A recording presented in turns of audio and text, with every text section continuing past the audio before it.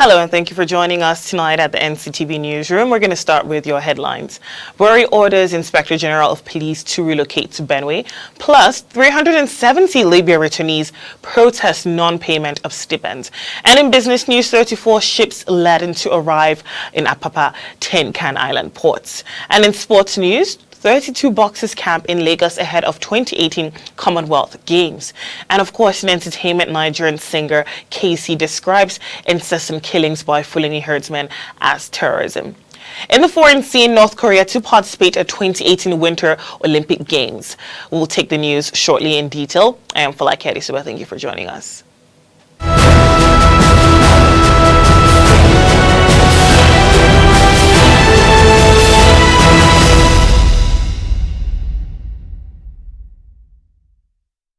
President Muhammadu Buhari was in a meeting at State House, Abuja, with Governor Samuel Ortom of Benue State over the reported killings of farmers by herdsmen. Now, the killings had occurred in Gubam and local councils. Now, on Monday night, President Buhari ordered the Inspector General of Police, Ibrahim Idris, to move into the state and stop the escalation of the crisis.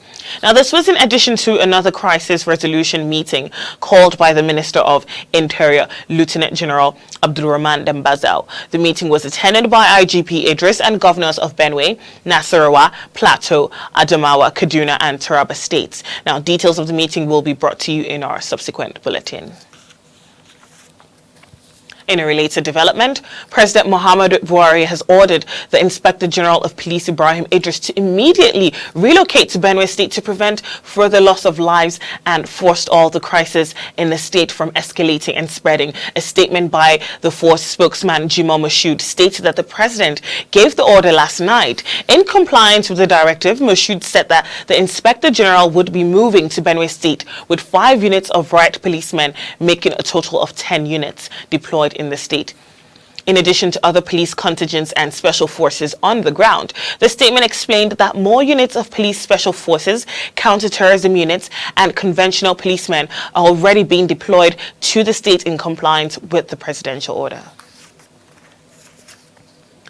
The Senate President, Dr. Bukola Saraki, has appealed against the 12th of December 2017 judgment of the Court of Appeal, which reversed his acquittal by the Code of Conduct Tribunal, where he was prosecuted false assets, declaration, and other related charges. Delivering a unanimous judgment in the appeal field by the federal government against the Senate President's earlier acquittal, the three-man panel of the Court of Appeal, headed by Justice Tinuade Okomolafe Wilson, restored 3 out of the 18 charges earlier dismissed by the CCT. The Danladi Umar-led CCT had in its ruling on the no-case submission filed by Saraki after the prosecution concluded its case, dismissed the 18 counts on grounds of lack of evidence.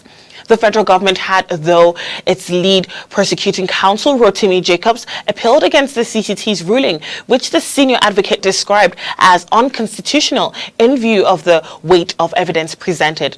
Delivering judgment on the federal government's appeal, the Court of Appeal ruled that Saraki, a former governor of Kwara State, had a case to answer with respect to 3 of the counts numbered 4, 5, and 6.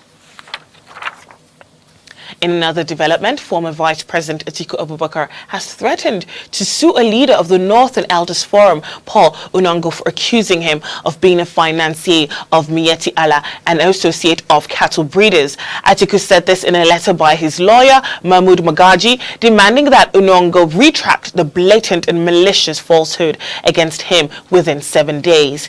He demanded that Unongo publish the retraction in all national newspapers. Atiku asked Unongo to, within 30 days of receiving the letter, pay him 200 billion naira as damages. The former vice president in his letter referred to the publication in a national newspaper in which Unongo's claims were reported.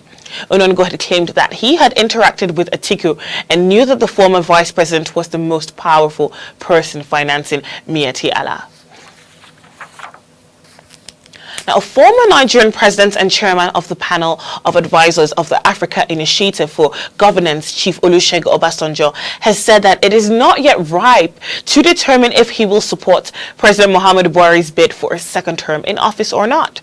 Having ditched the People's Democratic Party, which brought him to power for 8 years, Obasanjo in 2014 threw his weight behind Buhari and invariably the All Progressives Congress, as against the PDP administration led by former President Goodluck Jonathan. The event, which was organized by AIG to announce the 2017-18 scholarship recipients, attracted hundreds of people from the university community and beyond. His speech nonetheless drew a lot of questions bordering on why the African continent is governed by bad, corrupt and inexperienced leaders. Obasanjo, who was well equipped and prepared to make the event an interactive one, responded to all the questions thrown at him by the audience. On fighting corruption in Nigeria, he said it was a hydra-headed monster which was deeply entrenched in the system, adding that fighting corruption was not a one-day affair, but something that must be fought continuously. The Joint Admissions and Matriculation Board, JAM, has said the 2018 Unified Tertiary Matriculation Examination, UTME, will take place between the 9th and 17th of March. The examination, according to JAM, is to be preceded with mock examination, which also will take place in the first week of February. Its registrar, Professor Ishak Oloyede, while disclosing this during a meeting he held with stakeholders, said the most examination earlier billed to take place between January 22nd and the 24th was shifted to the new dates, attributing the change the ongoing industrial action by public universities' non-teaching staff. He also disclosed that about 10% of prospective candidates for this year's UTME have purchased and registered for the examination. According to him, a total number of candidates that have registered was about 283,319. He used the occasion to warn candidates against using prohibited items during the examination exercises, saying those who fall prey to the law would have themselves to blame. In another development, the 373 Edo indigents who were among the 481 Nigerians that returned from Libya on Sunday protested the non-payment of stipend for their transportation back home. Now, among them are 73 females, some of whom are pregnant. They arrived at Benin City at 1:30 a.m. on Monday and were lodged at the Motel Benin Plaza Hotel by the Edo State government. As early as 7:30 a.m., the returnees were seen buying snacks while those without money were begging passers-by before the state government brought food for them. Many of them looked unkempt, haggard and hungry. Some of them said they have been in an underground cell for more than 6 months. They were made to undergo medical checkup, including screening for HIV/AIDS. The protest started when they were told no money was made available for them after they were subjected to biometric screening by the state government. Some of the girls said they had been asked to vacate their hotel rooms for other Libya returnees expected to arrive at the state on Wednesday. Now, on to security. The Nigerian army said troops on Operation Lafayette have been making tremendous progress in the ongoing Operation Deep Punch 2 in the various sectors of the operations. A statement from Army spokesman Brigadier General Sani Usman said, so far, the troops have neutralized over 50 Boko Haram terrorists, destroyed and captured high-caliber arms and ammunition, especially in the Lake Chad general area. He said troops on Monday, 8th January 2018, cleared Boko Haram terrorists in Metele village, Tumbun, Guinea, and Tumbun, Ndajamena. He said during the clearance operations, Boko Haram terrorists abandoned the area in disarray, leaving behind livestock, large quantity of foodstuff, motorcycles, and donkeys. He also said that in Metele, the terrorists attempted to attack troops in harbor, but this was stiffly resisted with heavy casualty on Boko Haram terrorists. Troops neutralized over 57 of them, destroyed gun trucks and other equipment. He said the troops also discovered terrorist logistics base at Tumbu and Jamena, which held stocks of fish, foodstuffs, fuel, and motorcycles. Usman added that sadly 4 military personnel paid the supreme price while 9 others were wounded in action. You're still watching NCTV News at the hour of 8, and still to come, 34 ships laden to arrive at Apapa and Tin Can Island ports, plus 32 boxers camp in Lagos ahead of 2018 Commonwealth Games, and Nigerian singer Casey describes incessant killings by Fulani herdsmen as terrorism. Meanwhile, North Korea to participate at 2018 Winter Olympic Games. Details after the break. We'll be right back. Please stay with us.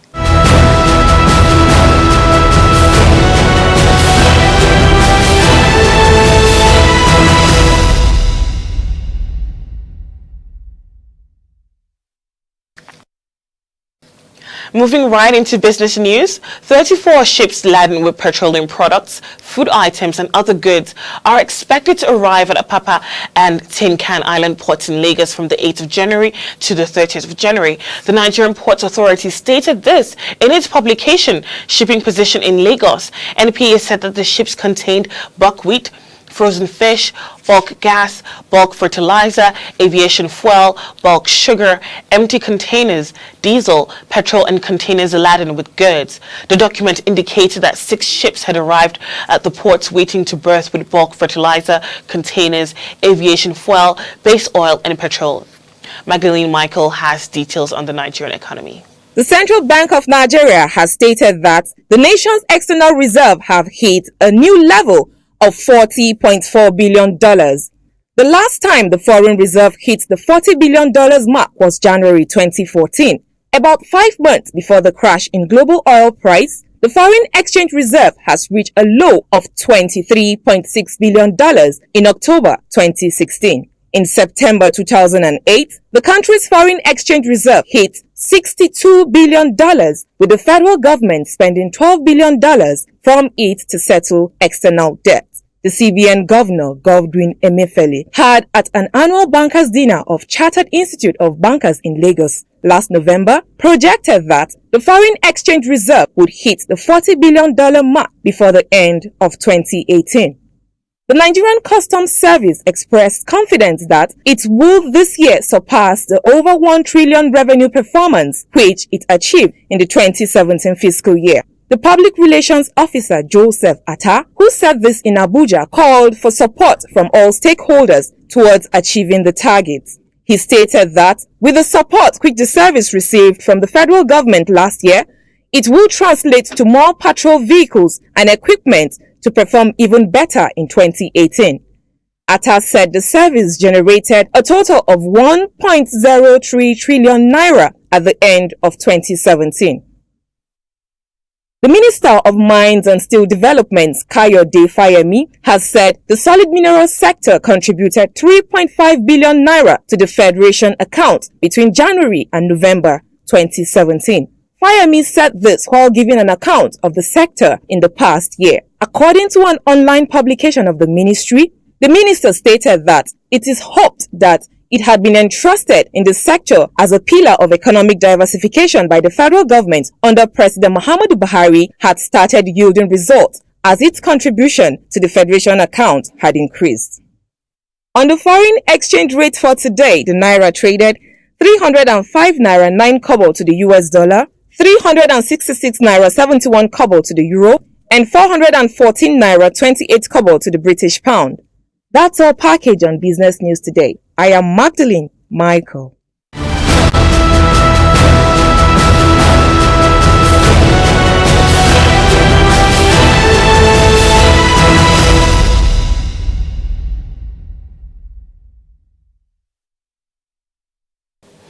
Moving right into sports news now, the Nigeria Amateur Boxing Federation national coach Anthony Konyegwachi said that 16 of the 32 boxers camping in Lagos ahead of the 2018 Commonwealth Games would be decamped soon. Konyegwachi said in Abuja that 16th January would mark the end of the 1-month first phase of camping for the boxers. He said the 32 boxers in camp were 16 male and 16 female, and the 16 boxers who would move to the next phase would be 8 male and 8 female. Konyegwachi said in Abuja that the 16th of January would mark the end of the 1-month first phase of camping for the boxers. Over now to Kutidari for more stories in sports news. The Sunshine Football Club of Akure are set for the 2017-2018 Nigerian Professional Football League season as they have returned to their own stadium in Akure, the Ondo State capital, where they would be playing their home matches after serving a ban.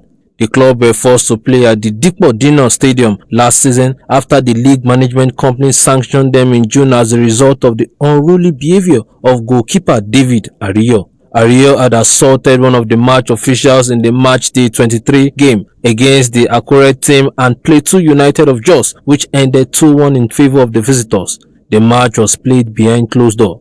The media officer of Sunshine Stars, Mr. Chris Okunuwa, said it was certain that Sunshine Stars will play their next home game in Akure, saying the ban expired at the end of last season. The club are currently having a closed camp in Iloko, Ijesha in Osun State in preparation for the 2018 NPFL season, which commences next week. Leicester City manager Claude Paul has told Kelechi Iheanacho he needs to improve all aspects of his game if he is to force his way into the Fox starting lineup, according to Leicester Mercury. The Super Eagles striker has made just 6 appearances this season after his £25 million move from Manchester City and haven't even made the substitute bench on occasions. Iheanacho come on as a substitute in Saturday's 0-0 draw at Fleetwood Town, but in the absence of injured Jimmy Vardy, Paul turned to Islam Slimani to lead the line instead of Iheanacho. It was possible for him to have another game or so because he hasn't played a lot because of the injury of Jamie. I think Kelechi Iheanacho is a young player and he needs to improve all the aspects of his game.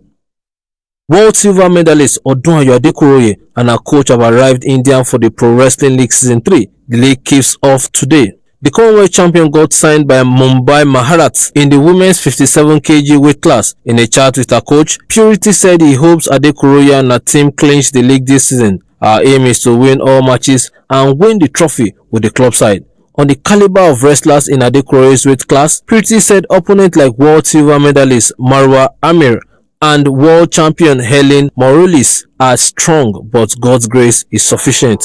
Marwa and Helen are strong opponents. We have watched their videos, we plan ahead of the challenges, and by God's grace, we will defeat them, the Nigerian female head coach said. With sports updates, I am Kotidari.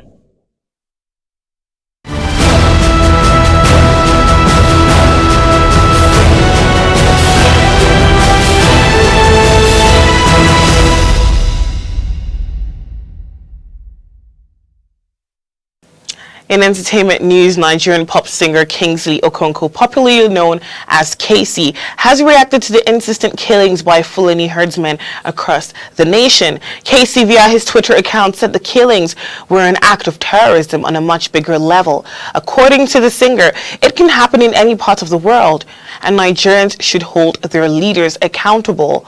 He said it's about time we all take a stand and speak out to condemn the insistent attacks on innocent people by these herdsmen. According to him, Nigerians must hold her leaders accountable and ensure they take action to curb this menace. Now, Nollywood actor Yul Edochie has said he may seek election as Nigeria's president in 2019. Edochie contested the November 2017 Anambra governorship election on the platform of the Democratic People's Congress. He ran against 36 other governorship aspirants, including the eventual winner, Willie Obiano. Edochie, who just turned 36, secured only 145 votes in the election. However, he is confident of winning in 2019 if he decides to run for the highest office in the land. Meanwhile, in the foreign scene, North Korea has said it will send a delegation to the 2018 Winter Olympics Games taking place in South Korea in February. The breakthrough announcement came as the countries met for their first high-level talks in more than 2 years. The delegation will include athletes, officials, and a cheer squad. South Korea also proposed holding family reunions during the Winter Olympics for people separated by the Korean War.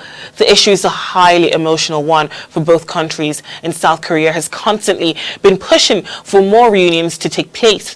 The reunion is expected to take place during the Lunar New Year holiday, which falls in the middle of the Pyeongchang Games. Seoul also called for athletes from both Koreas to march together at the opening ceremony of the Olympic Games. It's not yet known how North Korea responded to those offers. The last time both countries marched together under the Korean Peninsula flag was more than 10 years ago at the 2006 Winter Olympics.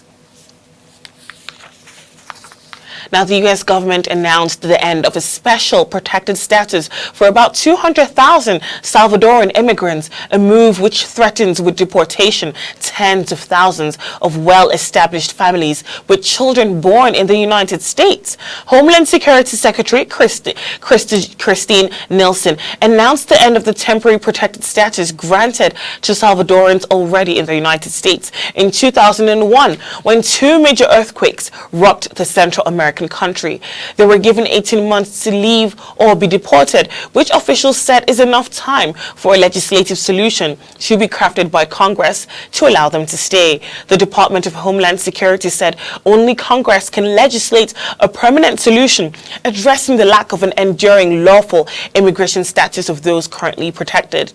Part of a broader crackdown on illegal immigration by President Donald Trump, the move comes after 59,000 long-time resident Haitians and 5,300 Nicaraguans were stripped of similar protections late last year after having been allowed to set deep roots inside the United States for decades. We're going to take a short break before we round up with our major stories. We'll be right back.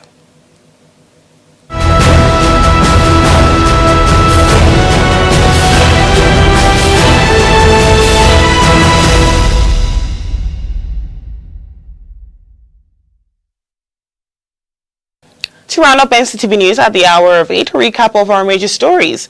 President Muhammadu Buhari has ordered the Inspector General of Police, Ibrahim Idris, to immediately relocate to Benue State.